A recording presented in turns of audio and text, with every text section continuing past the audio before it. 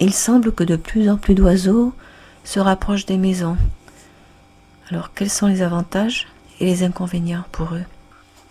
Les avantages, la première raison en fait, ce sont les ressources alimentaires qui sont importantes plus près des maisons et facilement accessibles et disponibles toute l'année. Et notamment en hiver, car de plus en plus de personnes apportent un complément alimentaire aux oiseaux. Cet apport est intéressant car l'hiver, dans des régions au climat rude ou pendant des périodes d'hiver de grand froid, quelle que soit la région, les oiseaux doivent leur survie à ce complément, notamment par des matières grasses, graines de tournesol, maïs, blé, millet, etc. J'ai parlé des oiseaux qui doivent leur survie à cela, mais c'est certains oiseaux, pas tous. Il y a aussi les recettes qu'on peut faire soi-même avec de la végétaline et d'autres ingrédients, comme des céréales ou des graines qu'on peut mélanger. Deuxième avantage, le nid est mieux protégé. Le meilleur exemple est celui de rouge-queue noir, qui niche très souvent à l'extérieur d'une maison, souvent près de l'entrée. Il doit être caché pour ne pas qu'un prédateur comme la pie vienne voler ses œufs ou ses poussins. Mais la pie, qui est une prédatrice très active, doit faire de même. Attention, si elle ne veut pas que la corneille pille son nid. Car les nids respectifs de ces deux oiseaux, lorsqu'ils sont près des habitations, sont souvent proches entre eux. Et donc, l'auteur du livre que j'ai cité relate que plus de la moitié des nids de pie sont pillés par les corneilles noires, le plus souvent avant que les poussins soient nés. Conséquence, calculée sur plusieurs dizaines de nids de pie, on a constaté qu'en campagne, un seul jeune prenait son envol, alors que la pie pond 6 œufs en moyenne. Le nombre de jeunes à l'envol s'accroît au fur et à mesure que le nid de pie se rapproche des maisons.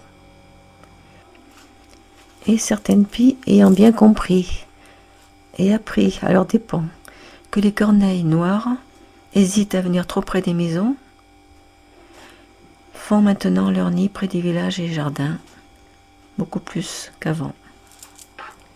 La moitié des nids de pie, peut-être plus maintenant, sont situés à moins de 50 mètres des maisons et plus de 80% à moins de 100 mètres.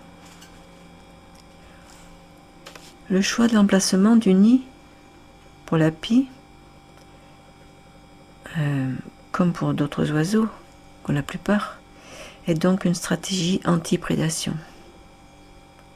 Les nids près des maisons ou dans des greniers, des granges, concernent très souvent aussi la chouette effraie, la chouette hulotte, le hibou moyen-duc, le faucon cresserelle,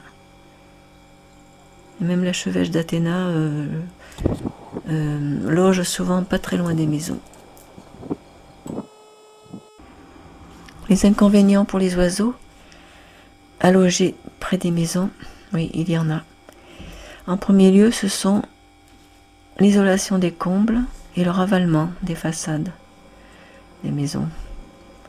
Ce ravalement, heureusement, est relativement rare malgré tout, mais il nuit principalement aux rouge-queues, aux rouge-gorge, aux moineaux, aux hirondelles de fenêtre et, en moindre mesure, aux merles et aux troglodytes mignons.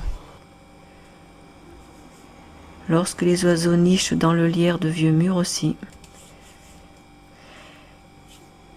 Alors le deuxième inconvénient dans les fermes, pour économiser l'énergie et éviter les vols, beaucoup d'accès sont fermés maintenant.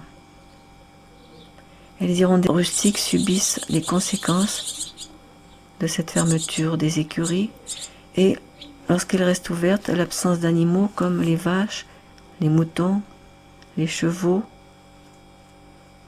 fait qu'elles ne sont plus attirées par l'ambiance, la température change et les mouches, les moustiques n'y sont plus autant qu'avant.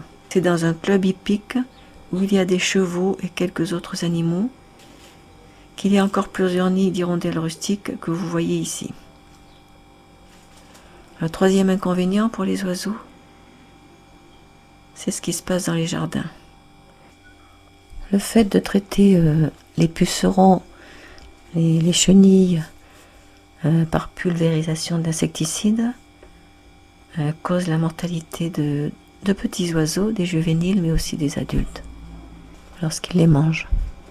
Toujours concernant les jardins, certains jardins, ceux qui ont des tuyas, dont l'alignement intervient plusieurs fois dans l'année, cela dérange les oiseaux nicheurs, certains ne supportant pas ce dérangement brutal lorsqu'ils couvent, et donc ils finissent par délaisser leur nid.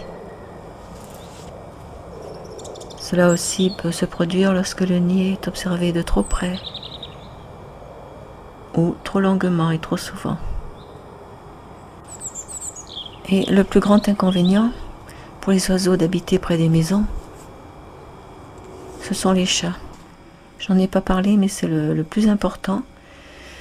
Je n'en ai pas parlé car j'ai fait une autre vidéo sur ce sujet. Je mettrai le lien de cette vidéo dans la description. C'est une vidéo de la LPO qui parle d'un agriculteur qui a fait le maximum pour accueillir les hirondelles. Et ça marche. Et donc, si ça peut donner des idées. Pour faire ce petit documentaire, je me suis servi une nouvelle fois du livre de Martine et Christian Bouchardy, édition Bordas, Observer la vie sauvage chez soi.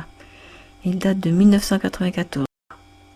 Mais je crois que c'est de plus en plus vrai, car il y a de plus en plus de chats, de ravalements peut-être, plus de maisons.